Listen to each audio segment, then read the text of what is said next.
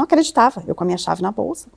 Ela foi, quando eu abri a porta, o apartamento estava vazio e as coisas do bebê no meio do chão da sala.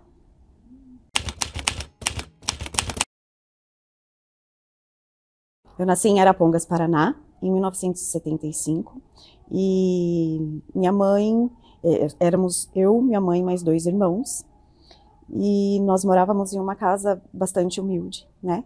Onde o marido dela, no caso, era caminhoneiro, e ela cuidava de nós 3, sozinha. Toda a minha família era de lá. E até os 4 anos nós vivemos nessa cidade de Arapongas, e como ele judiava muito da minha mãe, por conta de uma história que eu vim a descobrir depois, né, porque quando eu era muito pequena, o marido dela, no caso, que era o pai dos meus irmãos, o homem com quem ela se casou, eu era muito pequenininha, ele falava assim, você não é minha filha, você é filha de fulano. E eu cresci com aquilo, eu tinha apenas 2 anos e meio, eu tenho essa memória, sabe? Ele era um homem que ele não batia na minha mãe, mas ele fazia uma pressão psicológica, um terror psicológico terrível, onde ele judiava de nós, né, de mim e dos meus irmãos, mas não tocava nela.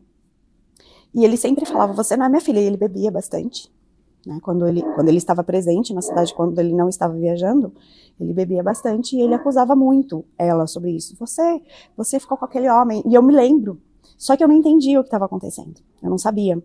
Sabe quando você fica pensando? E eu via, nós dormíamos no mesmo quarto, eu no meu berço e ela com ele, com esse marido na cama. E ele dormia com uma faca embaixo do travesseiro, para que ameaçava ela o tempo todo. Então assim, nós vivíamos uma pressão psicológica terrível o tempo todo enquanto ele estava presente. Quando ele viajava era uma paz, uma tranquilidade. E assim, sempre quando haviam festas de família, as pessoas olhavam para mim, os familiares, e olhavam e falavam assim, nossa, é a cara de fulano. Nossa, de fato, ela está crescendo a cara de fulano. Então ela é filha dele mesmo. E eu não entendia aquilo, né? Eu pensava e falava assim, ué, mas o meu pai não é fulano? Por que estão falando que o meu pai é o Beltrano? E eu não entendia isso. Então, quando eu completei 4 anos e meio, a única alternativa que minha mãe teve de se livrar dessas pressões, porque a minha mãe estava com 49 quilos na época, sofrendo bastante, e a única alternativa que ela teve foi um dia onde esse marido dela teve um jogo de futebol, numa cidade vizinha de Apucarana, e eles iam em um caminhão, sabe? Antigamente você podia viajar, né, todo mundo em cima do caminhão para ir em algum evento. E eu me lembro que ela falou assim para mim, eu era bem pequena, 4 anos e meio, né, você é uma criança, um bebê, ela falou assim, olha, a gente vai fugir, você não conta pro papai?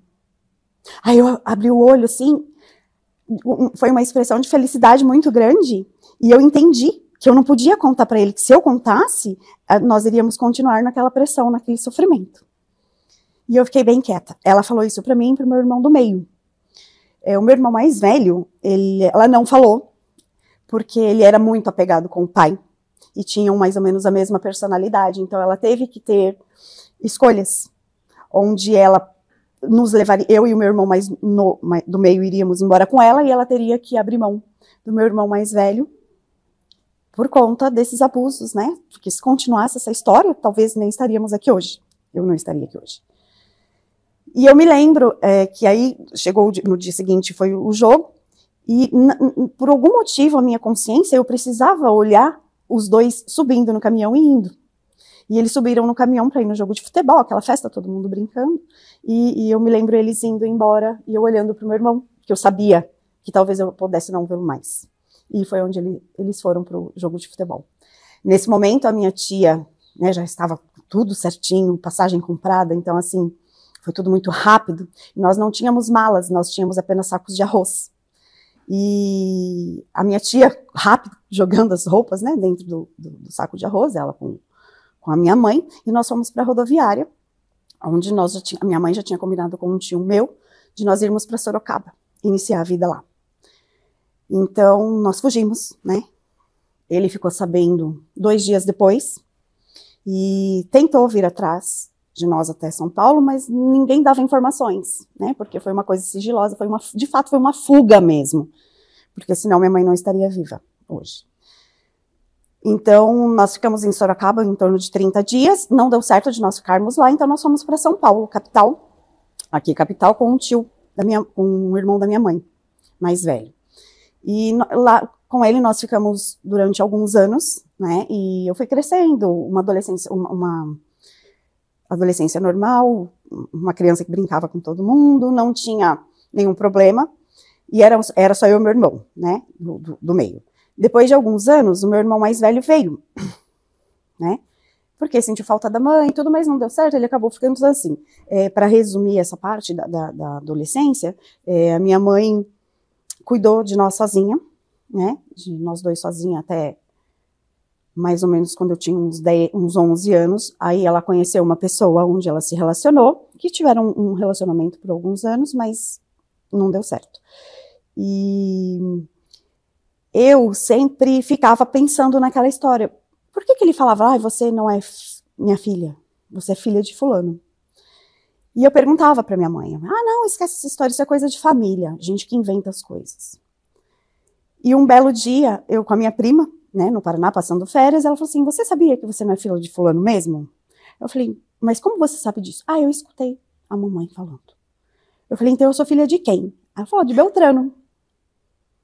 E aí eu comecei a ligar as coisas, que aí eu já estava adolescente, nessa época eu tinha 14 anos, né, quando aconteceu essa conversa com a minha prima, e eu falei, mas meu Deus, será que é verdade? Eu vou ter que pôr a minha mãe na parede. Eu falei assim, agora eu já vou fazer 15 anos, eu tenho esse direito e você tem que me contar. Aí ela falou, de fato, você é filha de Beltrano. Eu falei, mas como foi isso? Sendo que eu sou a mais nova dos meus irmãos. Você era casada. Como isso aconteceu? Aí ela contou que quando ela se casou, ela tinha 15 anos com o marido dela, que é o pai dos meus irmãos mais velhos, e ele era muito bravo, como eu falei, né, que nós tivemos até que fugir dele, e ele sempre foi muito bravo, um homem que não era muito presente, não era muito carinhoso, ela só tinha 15 anos, era uma mulher linda, cheia de sonhos, cheia né, e ele era 10 anos mais velho que ela, e ele bebia demais, então, enfim. Em um certo momento da vida deles, eles foram morar juntos com a irmã desse marido dela e o marido, porque eles tinham montado uma marcenaria juntos, e como para não pagar 2 aluguéis, os 2 casais resolveram morar na mesma casa.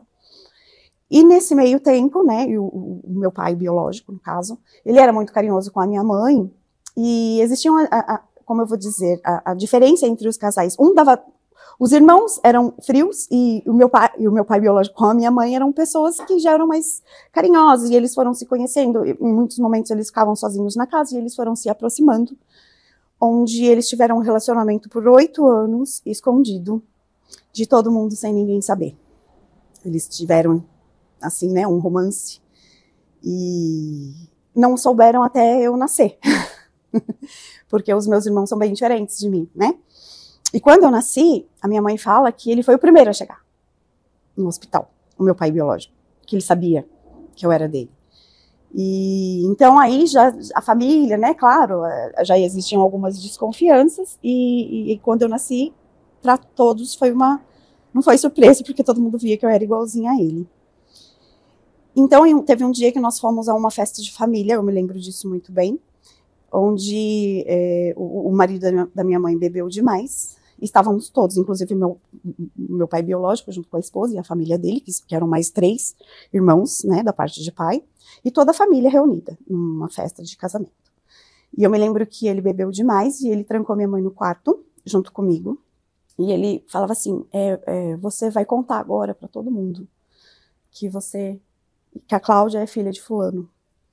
Porque todo mundo já sabia, mas não tinha 100% certeza, porque nunca houve uma confissão, né? Porque eu nasci, mas a família continuou junto, todo mundo ali. Tinham festas, tudo, e a família se reunia.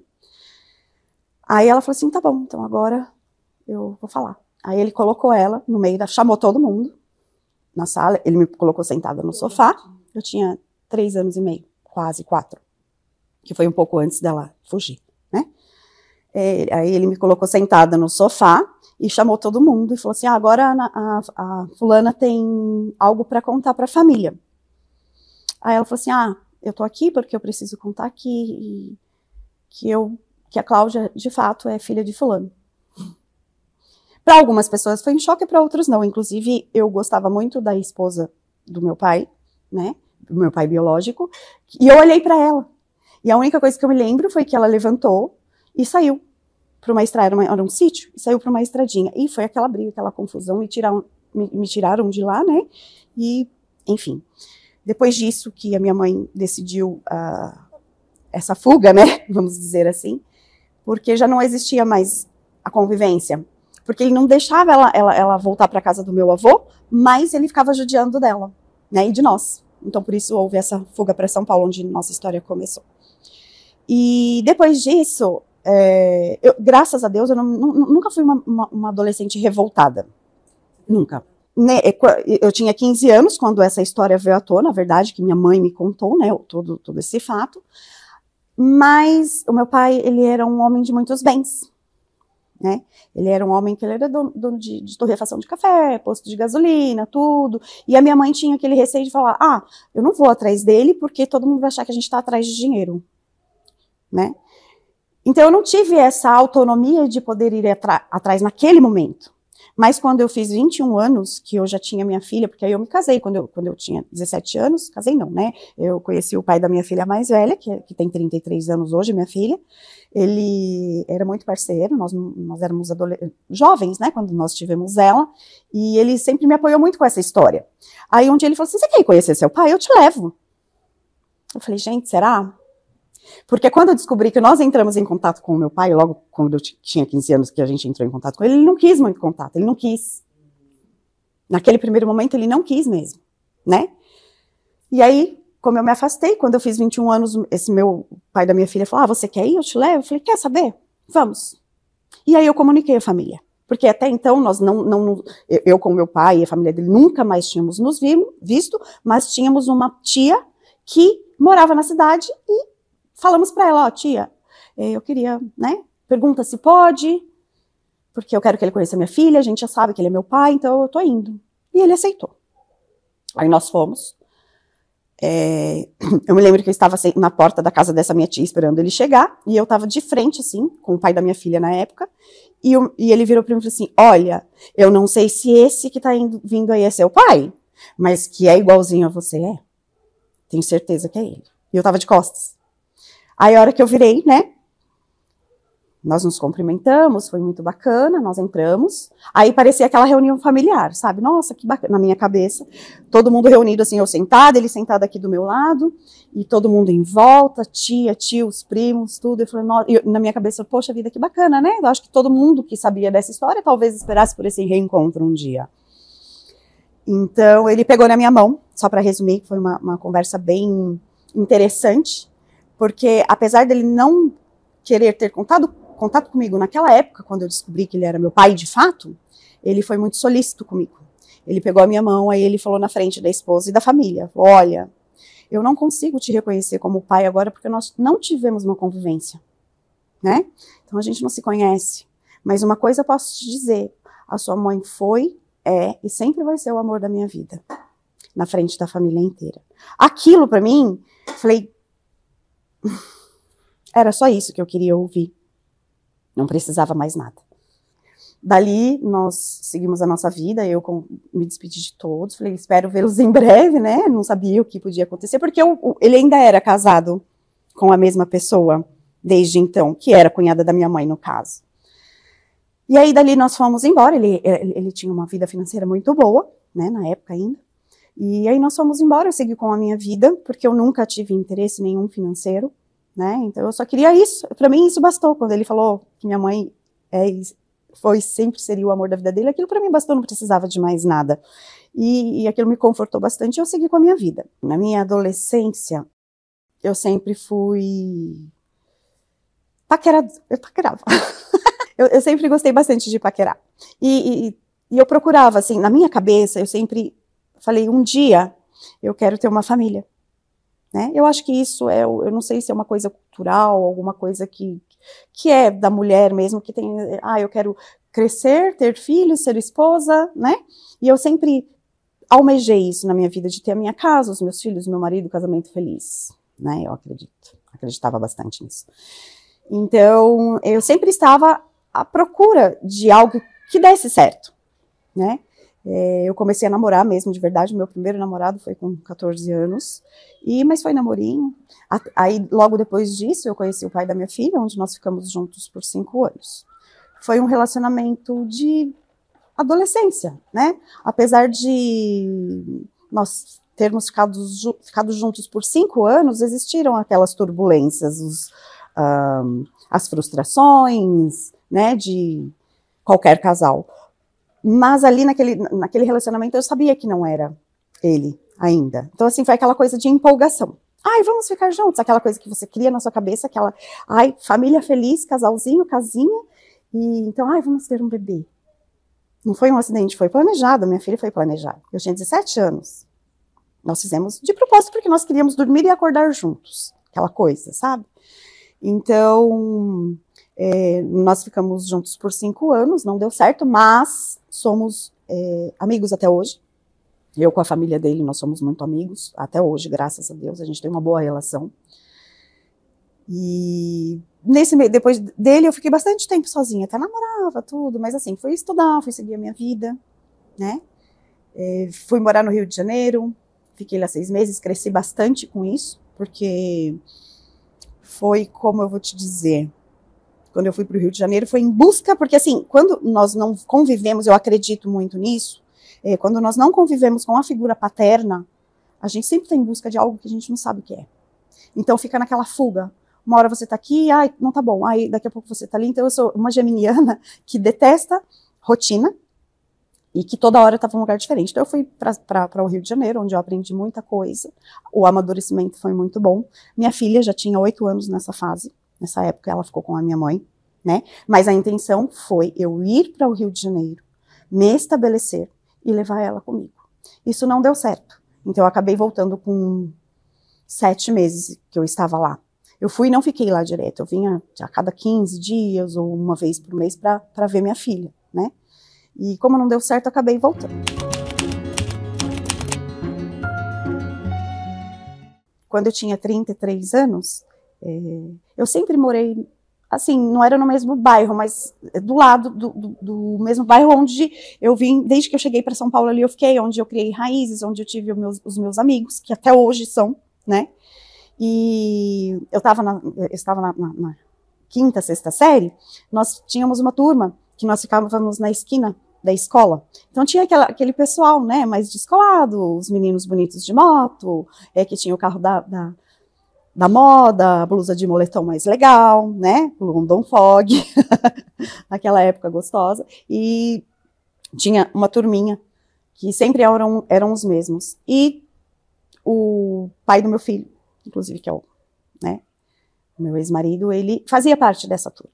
Então, nós já nos conhecíamos desde a adolescência. Então, quando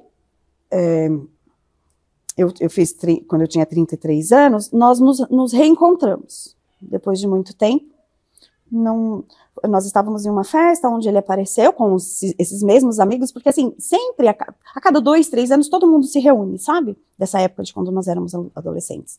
E nós nos vimos de novo e ele começou a fazer parte, novamente, da minha turma de amigos. Como nós começamos a sair todo mundo junto de novo, ele ficava com outras amigas minhas.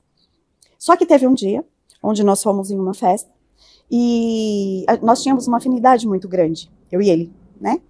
E do nada, assim, nós estávamos conversando, aí acabou pintando um clima e aconteceu um beijo. E aquele beijo naquele momento foi muito mágico, porque a gente não imaginava, porque a reação de nós dois foi a mesma. Nossa, nós somos amigos. O que vai ser agora? Será que vai estragar a nossa amizade? Por que a gente fez isso? Né? Só que ali naquele momento nasceu algo que nós também não entendíamos o que era. E a partir dali nós, vamos continuar para ver o que acontece. Então assim, nós continuávamos saindo com os amigos e acabávamos ficando juntos em todas as festas. E dali foi nascendo um relacionamento, né? Onde nós decidimos namorar para ver onde ia dar. Afinal de contas, ele já tinha 37 anos e eu 33, ele é 4 anos mais velho que eu. Eu 33, não tinha nenhuma criança ali, né? Vamos, tá solteiro, eu tô solteiro, então Vamos indo para ver o que vai acontecer. E nisso foram passando os meses, e ele, eu queria casar, o que você acha da gente casar, tal? E eu sempre tive aquele sonho de entrar no vestido de noiva e fazer aquele casamento, e tinha que ser do jeito que eu queria, e aí eu relatei para ele essa minha vontade, e ele falou, nossa, adorei, eu também sempre quis, o que você acha da gente fazer? Nós éramos pessoas adultas, tínhamos bons empregos, né? Na época eu era instrumentadora cirúrgica, e ele trabalhava para uma família muito famosa, em São Paulo, da elite, e, o que você acha? Vamos, vamos. E foi onde tudo casou, sabe, assim, porque todo mundo quando vai casar tem aquela coisa, eu gostei disso, mas você gostou daquilo, e briga, tem aquele estresse do casamento, o pré-casamento, aquela coisa chata, não.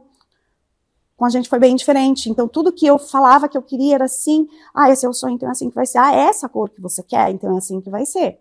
E deu tudo muito certo, sabe, a igreja que nós queríamos casar, nós conseguimos a data que nós, né, que nós almejamos, então foi tudo assim, muito tranquilo.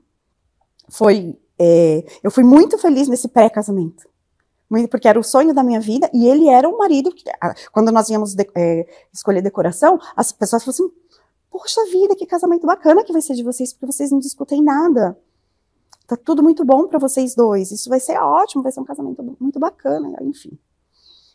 Então, só que nesse meio tempo de começo de namoro até nós nos casarmos, foi 1 ano e 10 meses, então assim, foi muito rápido, só que na nossa cabeça, nós já éramos amigos desde a infância, então a gente vai dar tudo certo, tá tudo bem, né, conheço mãe, conheço irmã, conheço todo mundo desde criança, todos os amigos são os mesmos, então tem tudo para dar certo, é essa família, é aqui, e a minha filha se dava bem com ele, né, ele agradava bastante ela, assim, em relação à minha filha, nunca teve tanto problema assim, até nós nos casarmos. Então, assim, foi um casamento muito bonito, um casamento exatamente do jeito que eu sonhei. Eu me casei de azul, bebê, aquele vestido com véu de 6 metros, de organza, aquela coisa maravilhosa, aquela decoração sensacional. Todos os meus amigos. Então, foi um casamento maravilhoso. Eu fui extremamente feliz no meu casamento. Extremamente feliz no dia do meu casamento. E foi muito engraçado, porque assim, como nós éramos amigos, nós agíamos também, nós tínhamos o sentimento, claro, de marido e mulher, mas nós agíamos também como amigo um do outro. Então, quando acabou o nosso casamento, a nossa festa de casamento, eu fumava, né? E eu falei, eu vou usar o meu vestido até o último minuto. Ele falou, eu também, vou usar o meu terno até o último minuto. Então, todo mundo foi embora da festa, só ficou eu, ele e algumas pessoas. Falei, nossa, agora acabou meu cigarro, a gente tem que ir embora, então vamos parar no posto para comprar cigarro. E eu de noiva. Nós paramos no posto, eu e ele. Desci de noiva, comprei o cigarro, nós fomos para casa mortos, de cansados, dormimos, né? E a partir daí, nos primeiros meses, foi muito bom. Ele foi, de fato, um marido bacana, ele cuidava de mim, ele se preocupava com as coisas da casa, nós fazíamos tudo juntos, tudo. Então, o tempo foi passando, que como, né, comigo e com ele sempre foi tudo muito rápido, quando eu tinha 6 meses de casada, eu sabia que, inclusive até antes de nós casarmos, eu falei assim, olha, a gente não pode ter filhos, porque eu tenho endometriose, é uma coisa tão complexa, um tratamento, eu já com 33 anos, você já tem filhos, eu já tenho, então não precisamos de filhos. Tudo bem? Tudo bem. E aí, quando eu tinha uns 6 meses de casamento, mais ou menos, um belo dia, ele falou assim, hoje você engravidou. Você engravidou hoje. Eu falei, a doutora falou que não é fácil eu engravidar. Ele falou, não, mas hoje eu tenho certeza que você engravidou. E assim foi. Passaram-se os dias, né, 2 meses de atrás, eu falei assim, meu Deus do céu, que desespero. E eu não queria ter filhos. Não tinha mais aquele desejo de ser mãe, eu já tinha minha filha, então assim, dali pra frente eu queria construir uma família sim, né, como eu havia dito lá atrás, que eu sonho de ter uma família, mas a minha filha já tinha os filhos dele, então assim, era uma família. Só que ter um bebê naquele momento, como eu falei lá atrás que era o sonho de ter a família feliz, como um bebê naquele momento, com 33 anos, com tudo de bom que estava acontecendo na minha vida profissional, aquela construção não cabia. Então, como nós já tínhamos os nossos filhos, estava tudo bem, né? Só que ele falou isso, hoje você engravidou. É uma coisa que a palavra, ela de fato, eu acabei de crer naquele momento, que tem forças. Eu falo, imagina, não posso nem engravidar. Enfim, depois de 2 meses, menstruação atrasada, grávida. Aquilo para mim foi um baque muito grande. Naquele momento eu não me via como mãe, né? Ainda mais no começo de casamento. Eu tava querendo curtir ainda o casamento. Era gostoso, era bom, a gente tinha a nossa casa gostosa. Aí ia ter que mudar tudo, porque vai chegar uma criança, né? Então, começaram-se a passar os dias, eu fiquei muito abalada com isso claro, não vou dizer um descontrole emocional que eu tive, né? Mas nos primeiros dias, nas primeiras semanas, eu não estava nada feliz com aquela situação. E ele eufórico, ele todo feliz, e beijava minha barriga, e ajoelhava e beijava minha barriga, sabe? Tudo bem, enquanto isso, para me agradar, eu morro de vontade de ter um cachorro. Eu vou te dar um cachorro. Vamos comprar um cachorro? Vamos no Embu das Artes, compramos um cachorro, um Shih Tzu, coisa mais linda do mundo. Eu tinha uma raiva da cachorra, porque eu tava grávida, e eu não conseguia pegar amor na cachorrinha. E ele falou assim, mas a gente precisa cuidar, vamos levar no veterinário. Ok, vamos levar no veterinário. Quando chegou no veterinário, ele já conhecia a pessoa, né? Porque como ele trabalhava com essa família de elite, eles tinham alguns cachorros que necessitavam de maiores cuidados, e ele levava esses cachorros a cada 15 dias nesse local, nessa veterinária. E eu percebi que eles já se conheciam, né? E ela com aliança, uma moça muito bonita, e alguma coisa ali, quando ela estava examinando a minha cachorra, eu olhei para ela e pensei, senti, na verdade não sei se eu pensei ou se eu senti, eu não sei definir para você, mas eu olhei, falei, ela é casada, mas tem algo que está fora do lugar. Ele não deu sinal nenhum, ele não fez nada, ele nem olhou para ela diferente, mas eu não sei te dizer que ali alguma coisa já estava fora do lugar, já não era mais a mesma coisa. Eu olhava para ele e não sentia, ai nossa, é o meu marido, é muito estranho, foi muito estranho, eu não sei te explicar.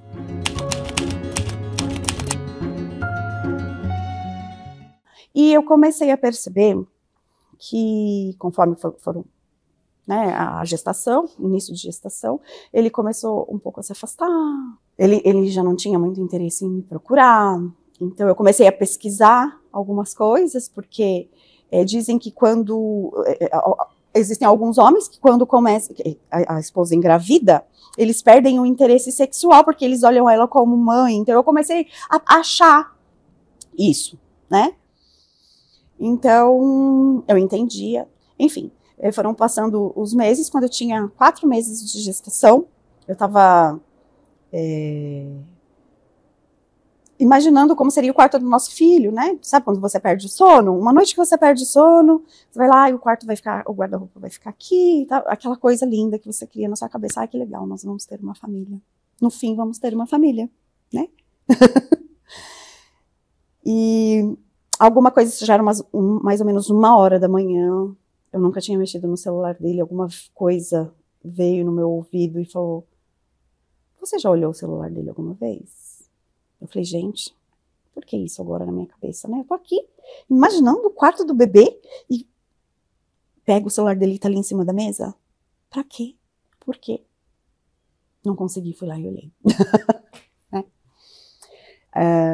Naquela época não tinha, né, WhatsApp, não tinha, era mensagem de texto, só não tinha foto, não tinha nada, só aquela mensagem que você mandava igual o bip, né, do celular. E eu, olhando algumas mensagens, eu vi assim, isso era 1h da manhã, a pessoa mandou uma mensagem às 10h45 da noite falando assim, oi meu amor, que felicidade, só faltam 3 dias. Espero por você. Eu falei, mas de quem é esse número? Porque não tinha o nome da pessoa. Eu falei, mas de quem é esse número? Quem poderia ser? Será que foi alguma coisa por engano? Porque eu falei, não pode ser, a gente acabou de casar, nós temos 8 meses de casados, eu estou grávida, a nossa casa super montadinha, super bonitinha, a gente tem um relacionamento muito bacana. Como essa mensagem? Isso não pode ser possível, isso não é real. E eu, claro, não consegui, porque assim, imagina, né? Às vezes algumas pessoas falam assim, nossa, você precisa se controlar quando você vai ter alguma reação. Como uma mulher fragilizada, com 4 meses de gestação, sonhando uma vida com o marido, com o filho que estava chegando, vê uma mensagem e se controla. A minha primeira reação foi acordá-lo. Ele já estava dormindo. Eu, fulano, olha, que mensagem é essa que chegou no seu celular? Quem é essa pessoa?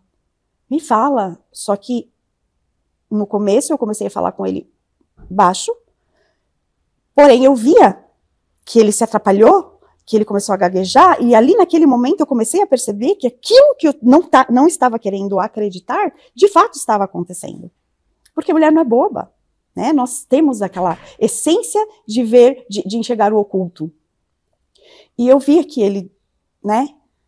Não é ninguém, porque tá aqui. Eu, claro, me descontrolei, nós tivemos uma briga muito feia, e eu tinha como eu era instrumentadora cirúrgica, eu tinha uma cirurgia no dia seguinte, 6 horas da manhã no HC, e, enfim, ele dormiu no sofá, eu dormi na cama, poucas, né, umas 2 horas só eu dormi, levantei, fui pro meu compromisso, pra minha cirurgia, e era uma cirurgia gigantesca. Eu saí de casa às 5h30 da manhã, e eu retornei, eram mais ou menos umas 5h30 da tarde, 6 horas, e nós morávamos em um condomínio onde eram 4 prédios. A minha mãe morava no primeiro, por conta da minha filha, nós escolhemos morar no mesmo condomínio, né? A minha mãe morava no primeiro prédio e nós no terceiro, mas era a mesma entrada de portaria.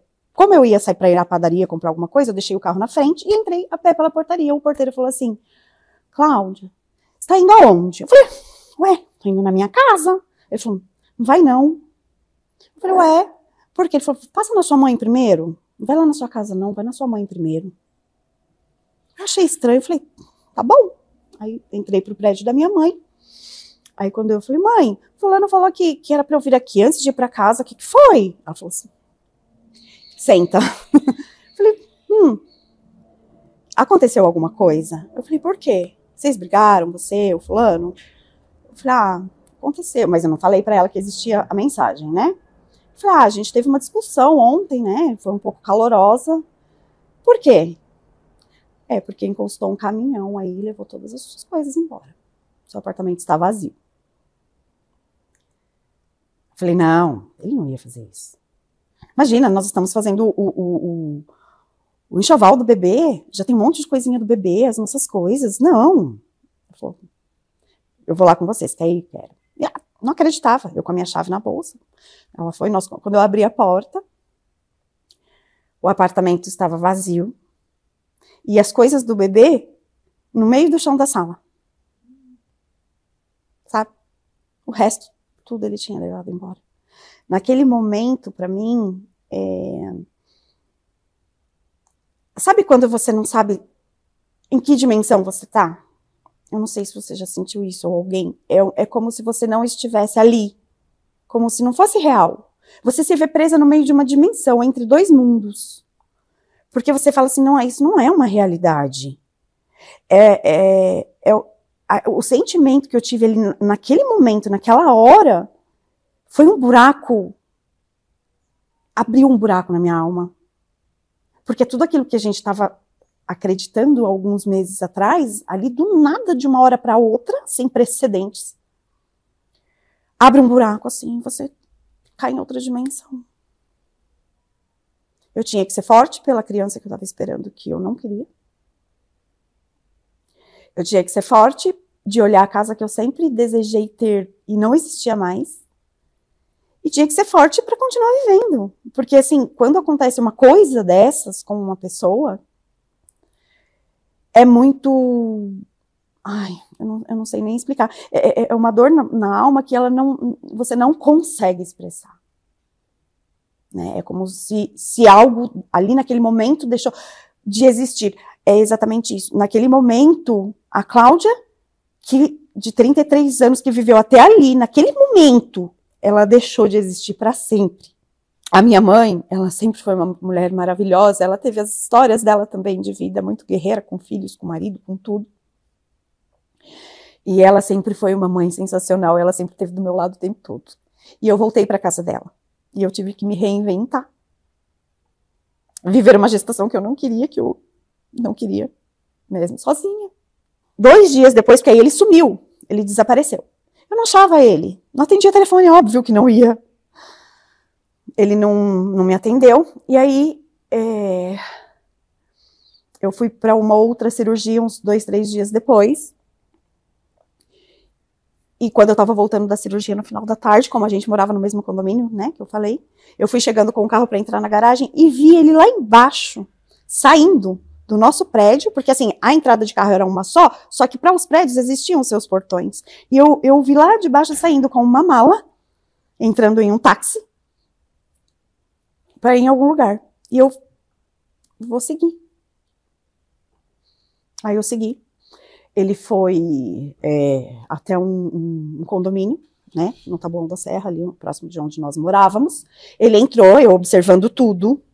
Ele entrou com uma mala de rodinha, né? E ele entrou, e eu percebi que quando ele entrou, ele já conhecia o porteiro, oi, fulano, e entrou. E aí eu fui atrás, quando ele entrou, sumiu, eu fui e perguntei, falei, olha, pro porteiro, senhor, esse homem, ele falou, esse é o seu fulano. Eu falei, ele mora, mora? Mas ele mora sozinho? Não, ele mora com fulano. Eu falei, com quem?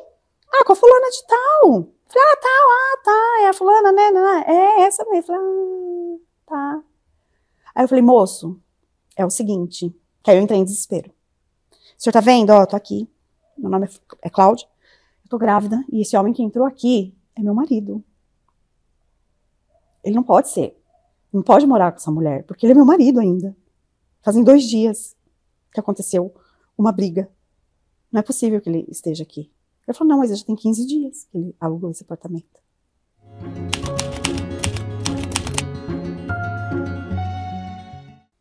Foi tudo premeditado, foi tudo planejado. Mas e o marido dela? Cadê? Ela tinha 4 meses de casada na época, quando eu a vi a primeira vez lá, ela cuidando da minha cachorra. Ela era veterinária da minha cachorra. Aquela mesma mulher que eu não percebi nada do lado dele naquele momento, mas no olhar dela eu vi. Então, o rapaz falou, olha, eu não posso chamar ele. Vai para casa, se acalma, porque eu tremia. Eu falava, meu Deus, como isso? Por que isso? E a única coisa que você quer naquele momento é resolver. Porque eu estava sozinha ali, não tinha ninguém comigo, né? Resolvi ir para casa, contei para minha mãe, só que aí eu tomei uma decisão. Eu falei, eu vou procurar ela. Sabia onde ela trabalhava, a patroa dela na época era uma pessoa muito querida, que eu gostava muito. E fui procurá-la. Ela ficou, a hora que ela me viu, claro. Eu não tinha outra alternativa, eu não tinha onde encontrar ela, não sabia onde ela morava, não sabia nada. Na porta do prédio onde eles estavam morando, eles não iam me receber. Eu precisava de respostas. Era a única coisa que eu queria, era respostas. Então eu fui até, nós conversamos civilizadamente até o trabalho dela. E nós conversamos, né, e ela falou, a única coisa que ela falou, que ela não queria que isso tivesse acontecido, mas foi algo que aconteceu. A única coisa que eu tinha para fazer era aceitar. Naquele momento era aceitar aquilo. O que eu ia fazer? Ele já estava com ela. Já tinha tirado as coisas da minha casa. Né? Só que nesse momento, onde eu estava conversando com ela, lá na frente do trabalho dela, eu falei assim, eu quero as minhas coisas de volta. Você não tem o direito de ficar com as minhas coisas. É a minha história. Eu quero todas as minhas coisas de volta e eu exijo isso de você. Senão eu vou te processar. Sei lá, alguma coisa eu vou fazer. Né?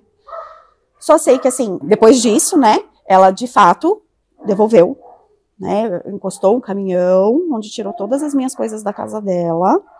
E por fim, que eu fiquei sabendo depois, é que eles entregaram um apartamento, porque ela, como ela começou, ela não se sentia mais à vontade e segura de estar ali, achando que eu ficaria atrás deles o tempo todo, né? Atormentando, né, como dizem. Mas não, graças a Deus, assim, eu segui com a minha vida, assim. E um dia eu estava com a minha mãe em casa, né? O bebê não tinha nascido ainda. Ele me procurou. Eu falei, poxa vida, será que... Né? Porque a gente tem esperança. Ai, caiu na real, a gente perdoa. Amava. Na época eu amava meu marido, eu estava casada, eu casei para ficar com ele pro resto da vida. Então eu ainda amava. Ai, nossa, ele veio me procurar. Ai, graças a Deus, desci. Ele estava me pedindo divórcio. Ele me pediu divórcio grávida. Grávida. Eu olhei para ele com uma indignação tão grande, eu olhei para ele e falei assim, mas eu tô grávida, como que você tá pedindo divórcio, eu grávida? Ai, porque eu quero casar. Eu falei, tudo bem, só que vamos esperar o meu filho nascer. Enquanto meu filho não nascer, eu não vou te dar o divórcio. Porque não vai ser igual, porque ele não tem o registro do pai no nome, né? Esse meu ex-marido. Ele não é registrado no nome do pai. Eu falei assim, eu não quero que meu filho seja igual a você. Apesar de ser você o pai dele, ele vai ter o seu nome. E ele eu só vou te dar o divórcio depois que ele nasceu e registrar. Nossa, era cinza. Era um mundo cinza. Eu não tinha alegria nenhuma. E eu trabalhava, eu ia para as minhas, porque assim, quando eu era instrumentadora cirúrgica, então eu tinha as minhas cirurgias e ainda tinha os pós-operatórios das minhas pacientes, mesmo grávida. Então assim, aquilo para mim era um alívio, graças a Deus, porque senão eu já teria morrido, sei lá. Tinha pensado já em suicídio, só que eu não tinha coragem por conta do bebê, né? Então foi assim um sofrimento muito grande, ter que passar por essas situações sozinha. E quando o meu filho nasceu, ele ficou sabendo pelas redes sociais, né? E porque a irmã viu pelas redes sociais, foi visitar. Quando meu filho tinha 30 dias, 35 dias, mais ou menos, ele me procurou. Falou, olha, queria ver o bebê, tá? Não, tudo bem, deixei ele ver. Nossa, é minha cara, bonitinho, né? Só que aí, eu falei, então, agora a gente pode se divorciar. Se você quer casar, agora você tá livre, a gente pode se divorciar. Ele falou, tá bom, então eu vou marcar advogado. Ele pode marcar, tal dia a gente vai. E fomos juntos, olha, fomos juntos. Eu, ele e minha filha, com meu bebê né, nós fomos era lá no centro da cidade. A hora que nós sentamos na frente do advogado, ele falou assim, ai não, eu não quero mais divorciar. Eu olhei e falei, mas como não quer mais divorciar? Ah, o que você acha da gente tentar? Recém, né, tinha acabado de nascer, pós-parto, ali, eu toda fragilizada, eu falei, nossa, mas será? Meu Deus, mas como que a gente vai reconquistar tudo de novo? Porque no meio do caminho tudo foi vendido, aquela coisa, apartamento entregue. Como? Ah, a gente vai dar um jeito. Pode confiar. Tá bom. Saí dali, né? Falei, poxa vida, será que vai ser né? A gente vai conseguir reconstituir a nossa família? A outra tinha brigado, alguma coisa tinha acontecido. Porque assim, eu sou uma pessoa, Vivi, que eu não fico procurando saber das coisas, sabe? Quanto menos eu souber, é uma forma de defesa minha mesmo. Eu sou assim, os meus amigos me conhecem, eu sou assim, não fico perguntando. Então assim, uma forma de defesa é eu não saber o que está acontecendo do outro lado. Eu quero saber o que está acontecendo aqui para mim agora, na minha frente, né? Então assim, eu nunca procurava ficar sabendo. Então, claro que tinham terminado, porque eu fui até na casa da família dele, né? Aí nós ficamos mais ou menos assim contra minha mãe, escondido da minha mãe, porque minha mãe odiava ele. Eu passei, tadinha, ela, né? Escondido da minha mãe, ia na casa dele, da família, porque aí ele estava com a mãe, né? Com a família dele. E um belo dia, já fazia uns 2 meses, mais ou menos assim, que a gente estava tentando se acertar, escondido para ver o que ia fazer. Ele tirou aí nós não tínhamos tido vamos dizer assim, um relacionamento sexual, né? Eu não estava preparada, eu estava muito abalada ainda, eu estava num processo de reconstrução com ele. E aí nós estávamos assim, na sala, aí ele tirou a camisa. Quando ele tirou a camisa, bem aqui, assim, as iniciais do nome da moça. Eu olhei aquilo, foi uma decepção, assim, tão grande, não foi tão grande quanto a primeira, mas foi uma outra decepção.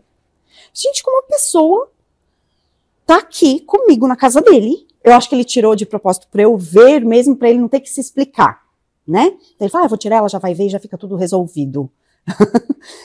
Aquilo para mim foi uma faca no meu coração, porque eu falei assim, o nome da pessoa, como é que eu vou? Porque eu imaginava, como é que eu vou deitar na cama, vou ter uma relação sexual com ele, eu não tenho esse negócio no meu rosto. Como eu vou conseguir? Eu não vou conseguir. E aquilo já me frustrou. Naquele dia eu fui embora e eu fiquei com aquilo na cabeça e no dia seguinte eu liguei e falei assim pra ele, falei assim, olha, fulano, não dá, eu não vou conseguir. É melhor você continuar com ela, né? Porque uma briguinha, daqui a pouco vocês estão juntos de novo mesmo, então assim, continua com ela que não vai dar certo. Eu não vou conseguir. Só sei que assim, ela ficou rodeando minha casa por um bom tempo. Eu olhava da janela, porque eu morava em prédio, eu olhava ela passando, sabe? Então assim, não ia ter paz, não ia ter tranquilidade. Apesar de eu querer, em algum momento ainda, tentar aquela coisa de reatar, continuar nosso casamento, tudo, eu sabia que não ia dar certo, né? Ele, depois de um tempo, aí nós paramos de nos ver, depois de algum tempo, ele começou a me procurar novamente, dizendo que ele tinha virado evangélico, que ele estava indo fervorosamente na igreja, todos os dias, pedindo para Deus para que nós pudéssemos voltar a ser uma família novamente. Só que ele não perguntava do meu filho. Ele ia na porta do meu prédio, ele me chamava e eu descia, porque eu falava assim, poxa vida, ele é meu ex-marido, a gente tem uma história, ele é pai do meu filho, então assim, me chama, eu vou. Entrava dentro do carro, ficava conversando. Ai, porque eu peço muito para Deus pra gente voltar. Tô virando até quase diácono. Tô estudando para ser pastor. Porque eu nasci e cresci na igreja evangélica, né? Mas ele não perguntava do filho. Eu comecei a perceber essas coisas. Falei, nossa, tá, mas você quer, mas você nem pergunta do nosso filho, né? Você não pergunta dele como é que ele tá. Eu via que o negócio dele era eu. Né? Essa história está muito resumida, tá? Eu via que a coisa era comigo. Ele queria a mim. Mas o filho dele ele não perguntava. E eu, sabe, eu não sei se era uma coisa de ego minha, que eu deixava ele alimentar, porque ele ia, falava que queria ter a nossa família de novo, e eu gostava de ouvir ele falando aquelas coisas. E eu até cheguei a acreditar em algum momento. Pegou meu filho mais ou menos umas 2 ou 3 vezes, porque eu queria que o meu filho tivesse o pai. Eu não tive, ele também não teve. Então eu queria que o meu filho, mesmo que nós não ficássemos juntos, que ele tivesse o pai dele, né? Porque errar todo mundo erra, mas o meu filho tinha que saber que aquele fulano era o pai dele. E aí o tempo foi passando, ele pegou uma, pegou 2, aí foi passando, aí não pegou mais. Aí um dia eu falei assim, ele falou que eu vou te dar foi mais ou menos como um ultimato. Falou assim, eu quero ficar com você. Se você não ficar comigo, a gente construir nossa família de novo, nunca mais eu olho na sua cara. Nunca mais eu vou querer saber do nosso filho. Eu falei, é? Tá bom. Se é assim que você quer, então assim que vai ser. Vivi. Isso, meu filho já vai fazer 18 anos. Isso já tem uns 14, 15 anos que aconteceu. Nós nos encontramos, sim, até hoje, nessas festas dos amigos, que eu te falo que a gente de vez em quando participa. Ele não olha pra mim. Ele não fala comigo e ele não pergunta se o filho dele tá vivo ou não. Nada. Simplesmente ele deletou, de fato, né? Ele paga uma pensão pro meu filho irrisória. Tudo bem, mas sempre cumpriu com a obrigação, apesar de quando nessa época que ele estava querendo se aproximar, quando ele estava querendo virar pastor, que ele estava querendo se aproximar do meu filho, eu perdoei ele numa dívida antiga. Olha, eu fiz isso. Porque eu queria que ele tivesse contato com o filho. Eu não estava querendo ele naquele momento, eu queria que ele tivesse contato com o meu filho. O meu filho é um menino especial, ele é maravilhoso, ele é um ser sensacional. Ele tem uma alma maravilhosa. Não tem nada a ver com o pai dele. Então eu achava triste o pai não conhecer o filho que tem, maravilhoso que é, né? E uma troca também, né? Porque apesar do meu filho ser muito bem resolvido, não sei como, por uma obra divina do Senhor, ele é um menino muito bem resolvido nessa questão. Ele sabe quem é o pai dele, sabe quem é a família dele, só que ele não sofre. Ele é muito bem resolvido nessa questão. Eu não sei se fui eu que soube direcionar, porque eu nunca falei mal do pai dele, nunca. Hoje, ele vai saber dessa história, porque ele também não sabia. Essa história que eu tô contando hoje, meu filho não sabe. Né? Então, até hoje, nós não temos mais contato, né, desde então, dessa decisão dele, e nem com o meu filho ele tem, e agora, né, no próximo mês é a última pensão. Então, depois disso, eu acredito que ele nunca mais vai saber do filho dele mesmo, porque ele nunca procurou, ele nunca teve o menor interesse sobre o meu filho. Sobre o filho maravilhoso que ele tem, ele não sabe o filho que ele tem. O que ele está perdendo, na verdade. Né? Então, desse essa história, ela não é só, né?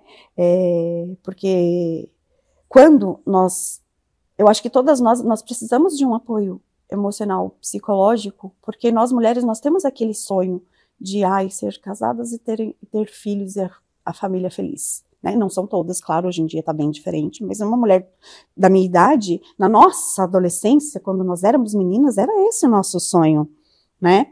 Então, assim, muitas mulheres que têm a mesma idade que eu já passaram por uma história doída, como eu vejo muitas no seu canal.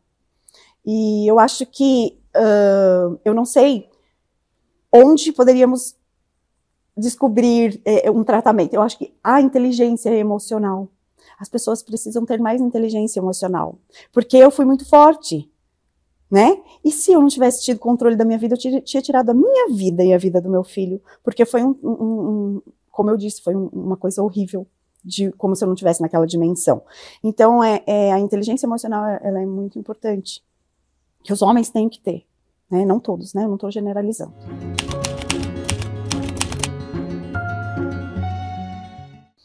E eu sempre tive uma ligação muito, muito, muito forte com a minha mãe. Muito forte mesmo. É uma coisa assim, eu me mudei para Piracicaba uma vez, ela vendeu o apartamento dela e foi para Piracicaba. E quando nós estávamos em Piracicaba, um amigo meu um dia falou assim, qual é a sua vontade? Eu falei assim, eu tenho tanta vontade de ver meu pai de novo. Eu vi aquela vez, né, eu tinha 21 anos, e nunca mais eu tive contato, não sei como ele tá. Mas você não tem como achar ele? Você sabe onde ele tá? Eu falei, eu sei. Tem como achar? Eu falei, tem. Eu falei, por quê? Ou não, você já tem. Por que você não procura teu pai? Né? Enfim, liguei para uma prima minha, falei, fulana, será que você pode perguntar do mesmo jeito da primeira vez? Pode perguntar se ele me recebe, né? Aí eu aguardo a sua ligação. E passaram-se uma semana. Ela ligou, falou assim, teu pai falou que você pode vir sim, que ele quer te ver. Menina, aquilo pra mim. E agora? Vou ter que contar pra minha mãe. O que eu faço? Aí eu falei, mãe, tô indo pra Nova Fátima, Paraná, né? Que é onde? Tô indo pra Nova Fátima. Fazer o que? Eu falei, vou lá. Eu quero ver meu pai e mãe, eu quero resolver uma história minha. Nem que eu olhe pra cara dele e fale assim, dei beijo, abraço, nunca mais nós vamos nos ver, mas tudo bem, eu sou seu pai, eu sou sua filha e tá tudo bem. Eu preciso. Ela falou, então tá bom. Então você vai, não conte comigo. Ela nunca mais tinha visto ele na vida. Faziam 38 anos. Desde aquele dia que ela fugiu, né? Aí, eu fui. Ele foi me buscar na casa de uma amiga, porque assim, a vida da gente é uma coisa tão engraçada que, por exemplo, eu sou biomédica e eu atendo várias clientes e algumas clientes viram amigas. E uma dessas amigas morava na cidade vizinha, que é Ribeirão do Pinhal, Paraná, do lado de Nova Fátima. E ela me convidou para passar um carnaval lá, acho que foi carnaval, não me lembro, um feriado. E aí aproveitei, criei coragem para entrar em contato com ele e ele foi na casa dessa minha amiga, para você ver, né, como as coisas juntam, quando é para ser. Ele foi me buscar na casa dela, e aí ele conversou bastante comigo, foi uma emoção muito grande quando eu o vi. Abracei, beijei, e nós conversamos. Ele falou assim, não, eu sou o seu pai, sim, né? Aí, então, eu fui descobrir toda a história, ele não estava mais com a esposa dele, não estava mais, já tinham 10 anos que eles tinham se separado, ele já tinha tido uma outra família, onde ele teve uma outra filha, que nessa época ela tinha, acho que 12 anos, né, mais ou menos isso, 12 anos, então eu fui conhecer minha irmã, aí eu conheci a ex-mulher dele, então a gente, né, começou a construir uma amizade ali. Só que ele não tinha mais os bens que ele conquistou há anos atrás, quando aconteceu, que aí ele contando a história, foi quando o plano Collor veio e ele perdeu tudo, né, e ele, né, nisso foi separando, acabando a família, enfim, ficou sozinho. E aí ele falou no dia de eu ir embora, ele falou assim, filha, eu queria muito ver sua mãe. Eu falei, olha, eu vou tentar. Eu não posso te garantir, mas eu vou tentar. Eu vou conversar com ela, tá? Tá bom. Aí voltei para São Paulo, vida que segue. Aí falei para ela, falei, mãe, meu pai queria te ver. Ela falou, eu não vou não. Falei, você vai? Nem que seja para olhar na cara dele e falar assim, Oi, tudo bem? Ah, a gente tem uma filha, né, a Cláudia? Ai, tudo bem, graças a Deus, cada um pro seu caminho, mas você vai? Ah, vai. Falei, ó, gente, aí eu programei tudo, nós vamos no feriado de novembro, a gente vai ficar na casa da prima X e ele vai lá ver a gente, porque é na mesma cidade. Tá bom. Estávamos lá esperando. Aí ele veio. Ai, Vivi. Assim, é mágico, sabe? A hora que eles se viram, eu vi, sabe? Aquela coisa no olho. E eles conversaram bastante. Ele falou pra mim, a partir de hoje eu quero que você me chame de pai, porque eu sou o seu pai. E o que você precisa de mim pra qualquer coisa, você pode. Então, assim, eu tava me realizando aquela coisa. Meu Deus! Depois de tanta coisa que eu passei, isso tá acontecendo, eu não tô acreditando, que felicidade, que alegria, né? E aí, ele falou pra ela, eu queria que você voltasse. Ela, tá bom, a gente vai combinar. Trocaram o telefone e começaram a conversar. Aí já tinha o WhatsApp e tudo, né? Começaram a conversar, eles se ligavam todos os dias. Aí logo, ele falou, vem passar uns dias aqui, falou pra ela, né? Isso foi em janeiro. A primeira vez que eles se viram foi em novembro, em janeiro ela foi, né? E ficou 15 dias. Começaram a namorar. Aí na terceira vez ele falou assim, o que você acha da gente morar junto? Aí eu já falei, como assim? Aí eu falei, você quer, mãe? Ela falou, eu vou embora. Vou lá ficar com teu pai. Eu falei, gente... E ficaram por 7 anos. Só que assim, ela foi em 2015 e eu fiquei em Piracicaba com o meu filho. E não consegui ficar sem ela. Eu falei, eu não vou conseguir ficar sem minha mãe. Então o meu pai já tem 70, naquela época ele tinha 74 anos, e minha mãe 68. Eu falei, eles já estão no final da vida, eu não vou ficar aqui sozinha. A minha profissão, onde eu for, eu levo. Então eu vou ficar perto deles. E fui com a cara e com a coragem, aquela geminiana, né? Com a cara e com a coragem para Nova Fátima, Paraná. Aí estava lá, né, me mudei tudo, minha mãe na casa dela e eu na minha, meu pai me ajudou, ele que arrumou casa, ele que ajeitou tudo, ajeitou mudança, ajeitou tudo para eu ir. Lindo. Aí haviam 2 meses que eu estava lá, aí uma amiga minha falou assim para mim, e eu sozinha, não tinha ninguém, não tinha namorado, não tinha nada, sempre atrás das minhas coisas, sabe, de estudar, de crescer. Aí minha amiga falou assim, que eu tinha feito na cidade uma amizade, falou assim, vamos no aniversário? Lembra que teve aquela greve dos caminhoneiros? Era meu aniversário.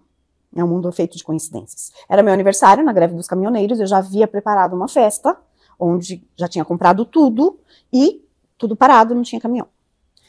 Essa minha amiga falou assim, olha, o que você acha de ir comigo em uma festa, num sítio afastado da cidade, porque aí você não precisa gastar suas coisas, a gente não sabe quando vai voltar, né, a greve dos caminhões, você tá com criança em casa, então como é que você faz, né? Vamos comigo, deixa suas coisas guardadas, outra hora a gente faz alguma coisa. Eu falei, quer saber? Vai que eu encontro o amor da minha vida lá. E fui. Ela falou, não vai pensando nisso não, porque nesse Paraná todo mundo já é casado, todo mundo já namora. Não existe solteiros nesse lugar. Eu falei, mas eu vou pra conhecer gente nova, eu tô chegando nova na cidade, né, então eu preciso conhecer gente. Aí cheguei e vi uma pessoa, assim, um rapaz de longe, olhei, aí perguntei, né, para uma colega, eu falei, fulana, quem é aquele moço? Ela falou assim, é o fulano, ele é casado com aquela moça ali. Eu falei, tá bom. Sabe quando você, não posso olhar, né, não posso paquerar porque o moço é casado. Aí fiquei lá um tempo, aí só sei que uma hora, eu sou muito brincalhona, aí eu vi um violão e falou, quem vai cantar? Eu canto. Eu falei, né, eu canto. Aí ele escutou eu falando isso e pegou o violão e começou a tocar. E falou, agora eu vou chamar a moça, né, que falou que canta. Não canta porcaria nenhuma, era só pra me aproximar mesmo. E aí eu perguntei pra ele depois, né, depois que acabou de brincar, depois de cantar, eu perguntei, mas e a sua esposa? Ele falou assim, que esposa? Eu falei, não é casado? Não. Eu falei, mas e a namorada? Ele falou, também não. E a partir dali a gente começou a se conhecer, eu e meu marido atual, que é uma pessoa maravilhosa, né? É um relacionamento gostoso, um relacionamento leve. Eu sou uma pessoa que eu viajo bastante a trabalho, toda hora eu tô em um lugar. E ele é uma pessoa que ele me apoia em tudo. Então, assim, depois de tudo que aconteceu, eu fui muito bem recompensada. Bastante. Pelo meu marido e pelo meu filho. E a minha mãe aí, né, foi morar com o meu pai. Foi onde eu conheci meu marido nessa cidade, minha mãe morando com meu pai.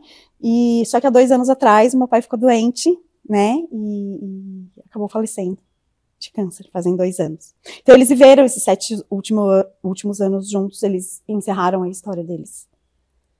Né, que foi muito gratificante para mim, que era uma coisa que quando eu era adolescente jamais eu imaginaria que pudesse acontecer. Nunca, né? E hoje ela tá sozinha, né, claro, né? Ela mora em Piracicaba, eu moro em Itu, na fazenda que meu marido trabalha, e hoje, graças a Deus, assim, tô feliz, eu posso dizer que hoje eu sou uma mulher feliz, que eu superei bastante.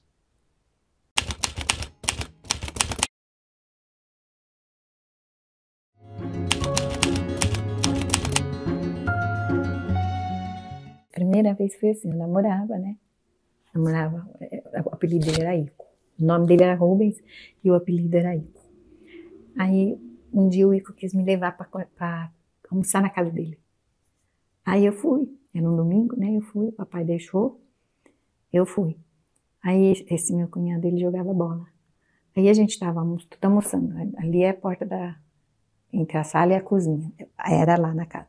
Aí ele chegou do jogo e pôs as 2 mãos assim, eu lembro como se fosse hoje, uma que tá aqui. Ele era bem forte. E ficou olhando eu. Eu vi que ele ficou me olhando. Mas, para mim, né, não significava nada. Aí depois, o meu cunhado, ele era gerente de uma máquina de beneficiar café.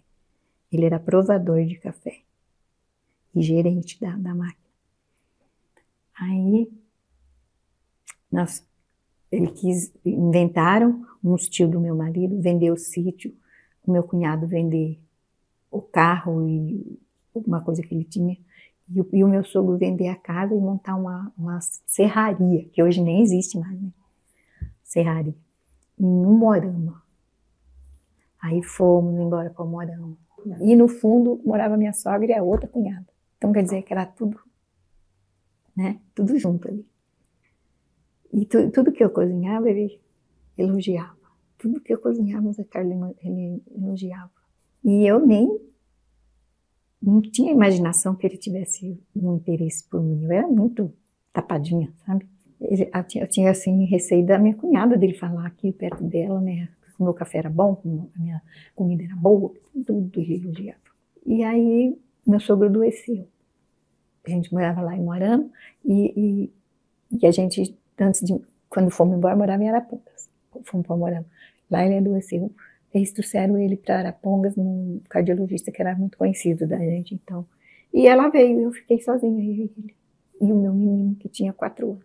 Aí, como eu não tinha carinho do meu marido, eu acho que aí eu estava carente e eu passei a gostar dele. Aí não deu certo a serraria, faliu, ficamos sem casa, tivemos que alugar casa para morar. Voltamos tudo para Arapongas de novo. Eu não tinha remorso, não.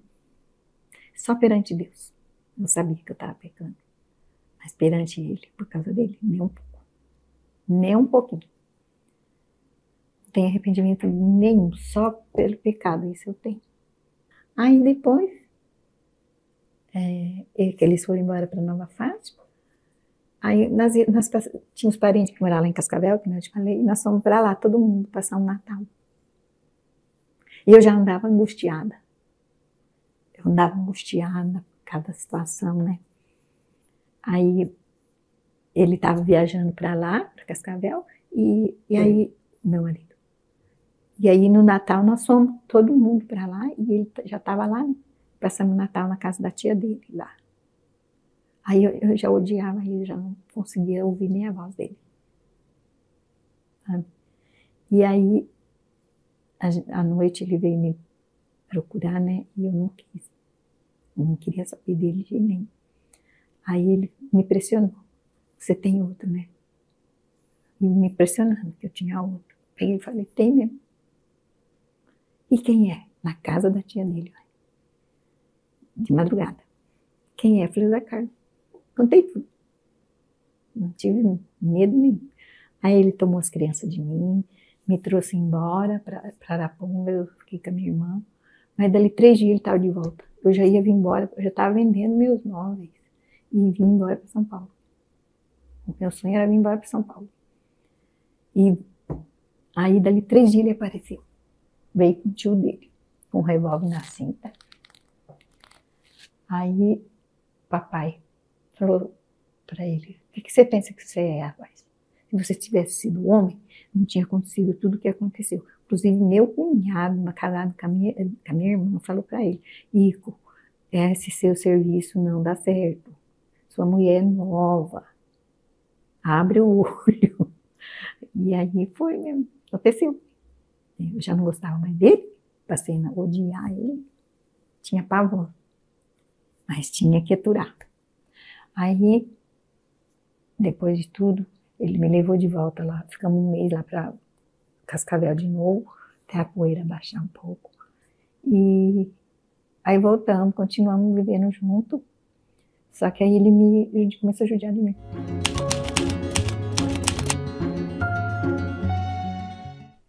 Foi quando eu e o Zé Carlos se encontramos de novo, na verdade, né? E eu fiquei grávida. Só que aí eu não sabia se era dele ou se era do Ico. Quando ela nasceu loirinha, do olho verde. Ninguém falou nada. Aí um dia, ela já era grandinha, ela brincava com a menina da minha irmã, né? Aí a minha irmã falou, Nadir, essa menina parece a Dona Jazi. Dona Jazi é a mãe do Zé Carlos. Falei, mas você tá louca? Falei pra Jazi. A minha irmã falou, você tá louca, né? Como que ela vai parecer Dona Jazi? Eu tenho olho verde, eu sou branca, né? E ele mesmo nunca falou nada. Só que aí eu falei, ele me apertou, eu falei, depois da briga, tudo, né? Da gente se separar, ele foi lá em Moarama não, lá em Cascavel, que a gente foi passear, e lá foi que ele me apertou, né? E eu contei. Aí nós entramos naquela crise, briga, mais ainda, né? Aí ele perguntou, e a Cláudia? A Cláudia é minha filha? Eu falei, não, Zé Carlos. Eu falava a verdade pra ele, eu não tinha medo. Eu falava a verdade. Não, ela é filha do Zé Carlos. Ele não teve reação, só que aí ele desprezava ela. Desprezava ela. A minha irmã tinha uma merceariazinha, né? Hoje eles são bem cheios da grana, que tem 4 mercados. E aí ele desprezava a Cláudia, ele comprava doce na venda lá da minha irmã e dava para a Silvia, que era a minha sobrinha, e não comprava para ela. Ele desprezava, falava para ela, você não é minha filha. Aí chegou no ponto que não tinha mais condições mesmo, né, de ficar lá. Aí Deus pôs Dona Sebastiana no meu caminho, para me dar essa oportunidade de me dar roupa para ela. E foi aonde eu consegui escapar dele. O dia da fuga foi assim, um dia antes eu já falei, né, que ele deu um tapa na minha cara, eu fui falar pro papai. Aí o papai falou, filha, não faz questão de imóveis, vai embora. Vai embora, larga esse homem aí. Aí eu fui, no outro dia. Aí ele vivia no boteco, né, que era em frente à minha casa. Enquanto ele estava lá, eu ia arrumando as roupas tudo em saco branco, né? Minha irmã vendia arroz, feijão tudo em saco, então ela me dava muito desse saco. Aí enquanto ele estava lá, eu ia arrumar, e eu de olho, que a janela da sala dava bem de frente ao boteco. E eu puxei a cortina, aí eu ia arrumando e corria e olhava, se ele não vinha, que era só ele atravessar a rua. E eu arrumando a roupa das crianças e as minhas. E aí, depois do almoço, eles foram pro jogo. Levou o menino mais velho. Eu deixei, sabe por quê? Antes disso, eu chamei o Marcelo, que era do meio. Falei, Marcelo, amanhã a mamãe vai embora. Você quer ir com a mamãe? Para a Cláudia eu nem perguntei por quê, né? Você quer ir com a mamãe ou quer ficar com o papai? Não, eu vou embora com você. Vou embora com você. Ele tinha 9. Foi tudo 4 anos um do outro. Certinho? E aí, como eu estava falando, ele ia no boteco e eu arrumando as coisas. Aí ele veio, e quando eu via que ele ameaçava de vir, eu punha tudo com saco e tudo, dentro do guarda-roupa. E fechava. Aí ele veio, ele e o menino mais velho, almoçaram, falou, a gente vai pro jogo na fazenda, sei lá que fazenda que era. E foram, tudo pro jogo. E eu já com o meu plano bem, né, bem feito. Então aí, quando eles foram embora, né, eu fiquei olhando até o caminhão cobrir, olhando o menino. Aí foi onde eu chamei um táxi, arrumei eles, né? Dei banho, arrumei eles e chamei um táxi. Fui para a rodoviária com as 2 crianças e 3 sacos. 3 sacos. E eu avisei a minha irmã, falei, eu vou embora hoje. Aí ela falou, então eu vou para a fazenda. Ela tinha um cunhado que morava na fazenda. E eles foram para lá e ela não queria ver. Eu saí, sabe? Quando ela voltou de noite, ela foi lá conferir se eu tinha ido e eu tinha ido. Diz que foi um transtorno. E ele chegou de noite também do jogo. E o menino chegou, só que ele chegou e foi direto pro boteco. O menino foi em casa, que chegou cheio de fome, foi para jantar. Quando ele viu que não tinha ninguém, aí ele foi, abriu o guarda-roupa, não tinha roupa nenhuma. Aí ele voltou lá no boteco e falou, papai, a mamãe acho que foi embora. Não tem roupa nenhuma lá, nem dela, nem das crianças. Diz que esse homem doidou. Mas disse que xingava eu, sabe? E a dona do boteco era minha amiga. Aí disse que ela falava, viu, Ico? Viu que você perdeu? Nas suas bebedeiras, nas suas noitadas.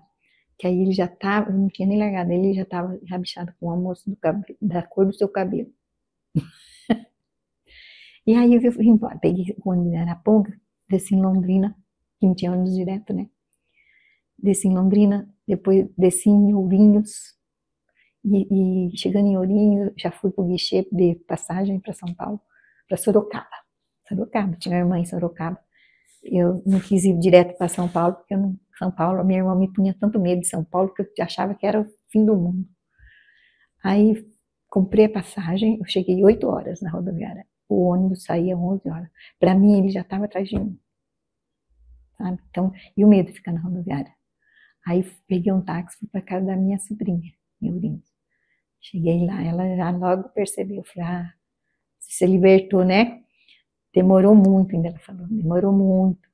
Aí fiquei lá até 11 horas, aí falei com meu sobrinho, Val, 11 horas, umas 15 para as 10, você me leva na rodoviária, que o ônibus sai 11 horas. Aí ele me levou e eu fui embora.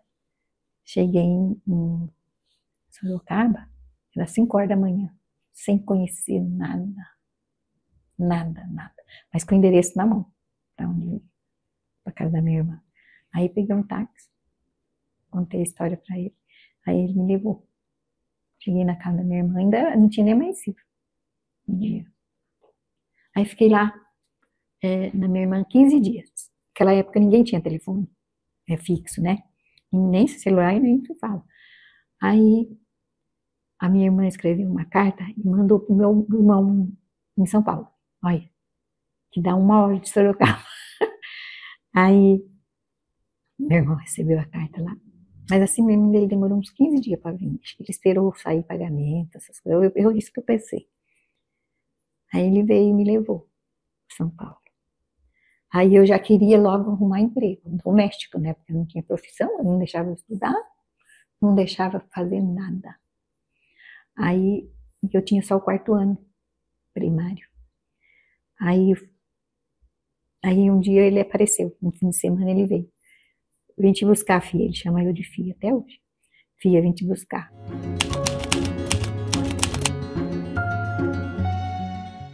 Aí passou um tempo, uns meses, chegou o fim do ano, né? Eu fui para Arapongas, eu e o Gabriel, filho da Cláudia, ele era pequenininho.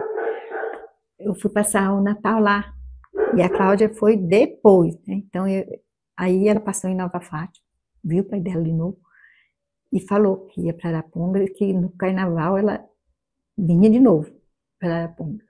Ele falou, você traz sua mãe. Aí eu falei, por que ele quer que eu vou de novo? Aí fomos, mas só passando, sabe? Era hora de almoço, fomos num restaurantezinho lá, almoçamos, aí viemos embora. E eu vim já com o coração na mão, porque voltou toda aquela paixão, e ele também. Aí ele começou a ligar, eu morava aqui. Aí ele começou a ligar para mim, toda noite ele ligava. Aí ele falou assim para mim, você tem que vir e ficar uns dias aqui. Lá, vamos ver como é que fica a situação. Aí acabamos ficando juntos, né? Aí eu fui para lá, para Arapongas de novo, na volta passando lá, Mas eu já fui preparada para ficar lá. Aí eu fiquei lá com ele, fiquei uma semana. Aí eu vim embora, ficava 15 dias aqui e ia de novo. E ficou assim. Aí uma hora ele falou, por que você não vem embora? Vem morar comigo, eu moro sozinho. Você também, eu era sozinha e ele também. Aí eu falei, não sei, vou ver com os meninos. Aí conversei com o menino, esse aí não queria. Sempre foi meio na rua. E o outro estava preso já. E a Cláudia, por mais que ela queria, que eu morasse com o pai dela. Aí eu fui. Ele tinha torrefação, um caminhão, falou, vou mandar buscar sua mudança. E eu fui embora, tinha mudança pra lá. Vivemos juntos ainda 8 anos.